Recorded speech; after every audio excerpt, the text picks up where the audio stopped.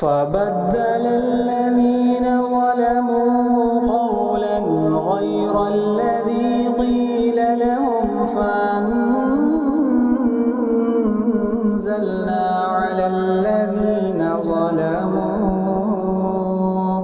على الذين ظلموا رجزا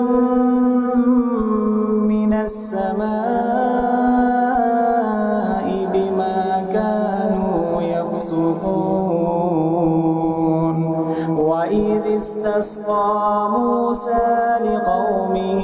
فقل اضرب بعصاك الحجر فانفجرت منه 12 عينا